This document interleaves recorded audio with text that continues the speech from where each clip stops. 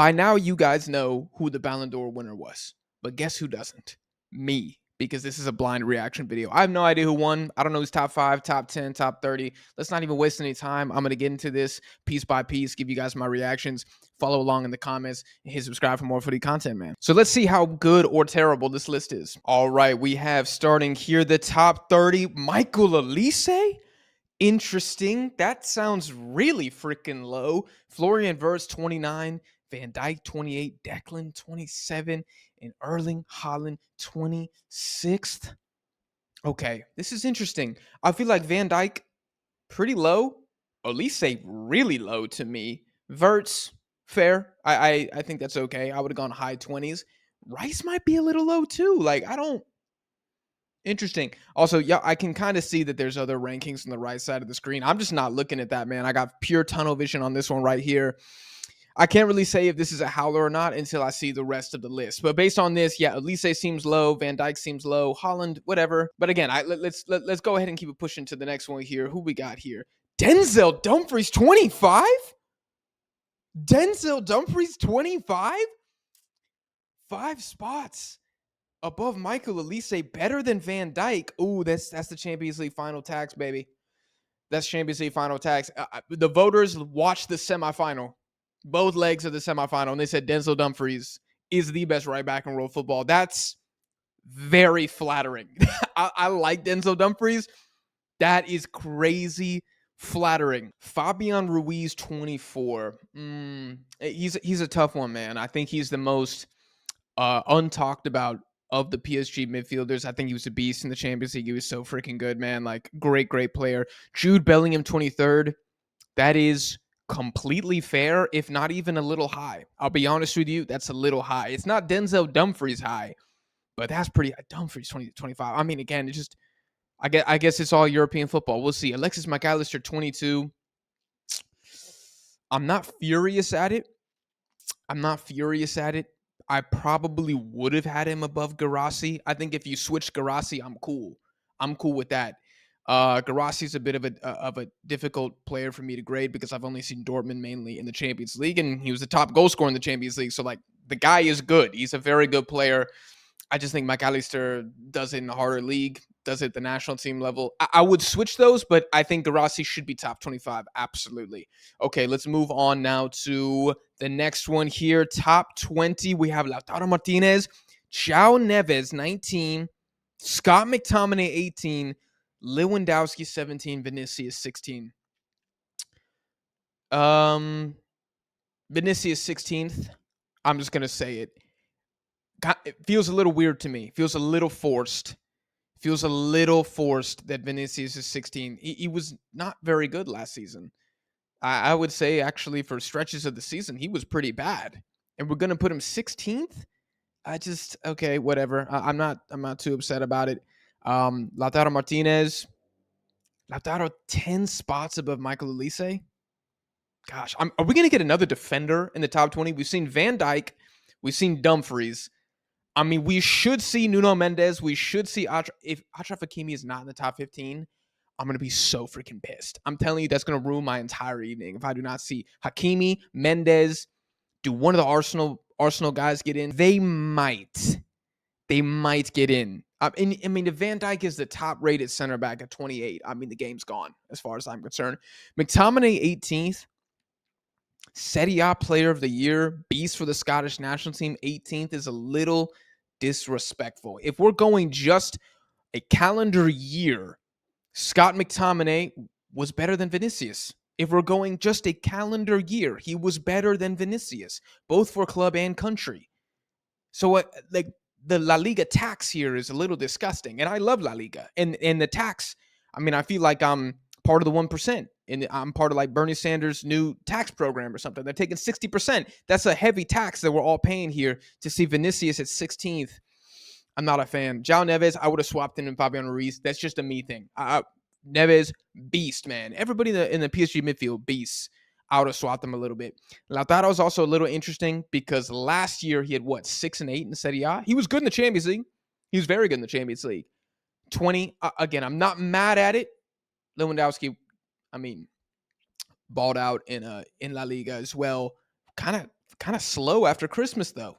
Kind of slow after Christmas, if I'm being honest, but whatever. What do I know? I'm just a American YouTuber. Okay, tough.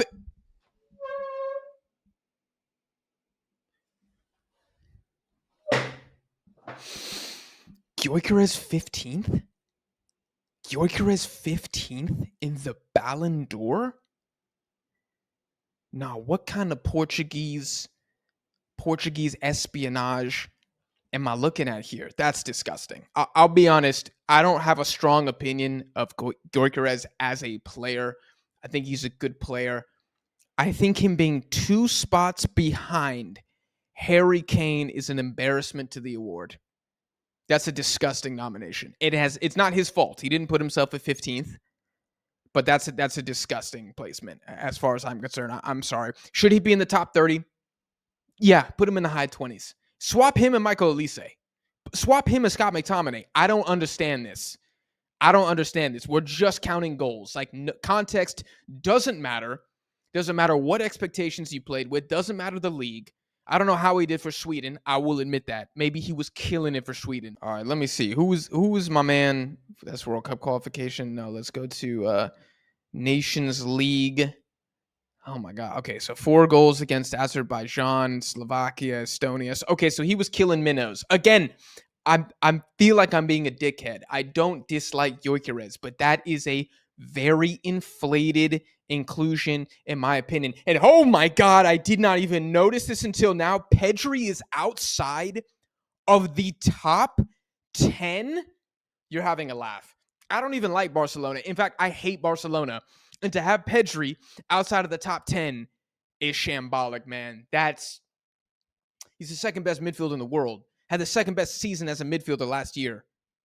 11th? He can't even crack top 10? Kvaratskhelia above Harry Kane? Now we're getting into some problems here. Desiree Doué even. Desiree Doué. What are the numbers? So Desiree Doué finishes with 15 goals, 14 assists in 54 appearances for PSG. Meanwhile, Michael Elise finishes on 17 goals, 18 assists, and he is what? 16 spots lower than him? That's a really inflated ranking as well, in my opinion. I mean, Doué is going to be one of the best footballers in the world in like 3 or 4 years, but this is too soon. This is too soon. Is he in here because he helped kill Inter Milan in the Champions League final? Like, how much did that one freaking game? How much were the semifinals and the finals factored in here?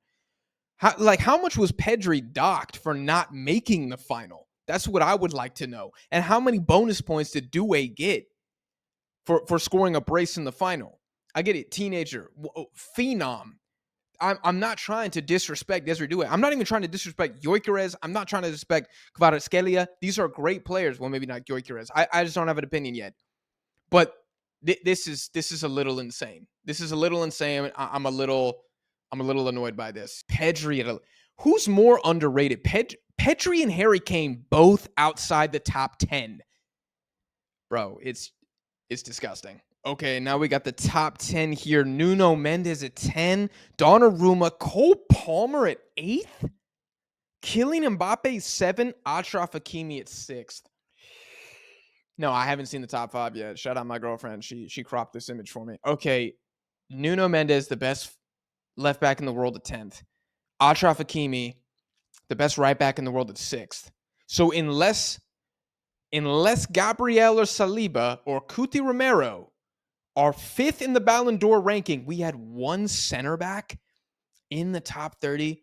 I hate how center backs get no love in this award whatsoever. This is a stat thing, man. This is crazy. Okay, Nuno Mendes 10th.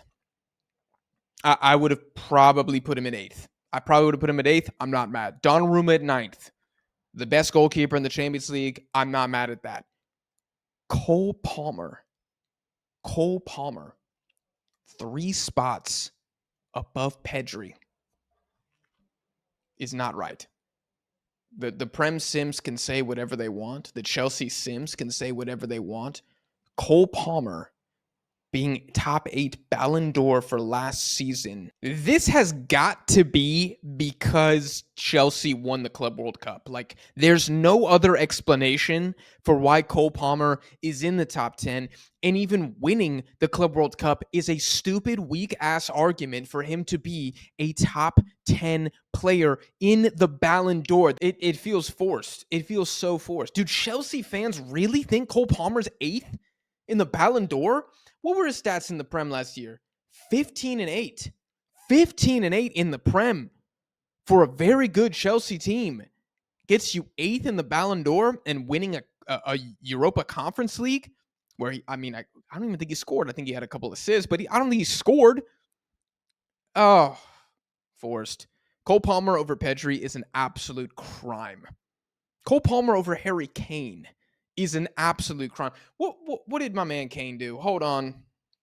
No, y'all got me pissed off here. This is like, let's just not be disrespectful. Let's be honest when we assess 38-11. Harry Kane had 13 Champions League goal involvements. Cole Palmer was in the Europa Conference League. And he's 5 points higher. 5 places higher than Harry Kane. 26-8 in the Bundesliga. 26-8 in the Bundesliga. Okay, whatever. All right, let's go number 5. I'm going to scroll up. No freaking way, man. Rafinha, 5.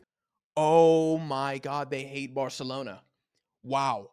So, I guess Lamine Yamal is their last hope here. Oh, my God. Okay, let's keep going. Salah, 4th? Honestly, it's justified. I would have put him 4th, actually. I would have nailed him on to 4th. I would have had Hakimi probably 5th. I would have had Rafinha in my top 3. So who's next? Vitinha? Vitinha's 3rd. Okay, Vitinha's 3rd. I think he's a little overrated. I think anywhere between 4 and 7 would have been okay for Vitinha.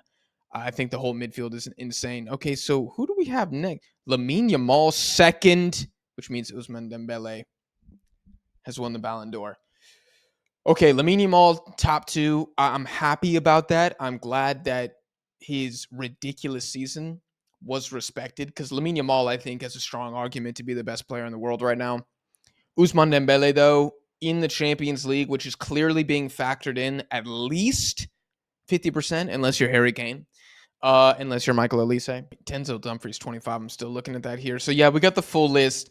Look, I do think that Ousmane Dembele is a worthy winner.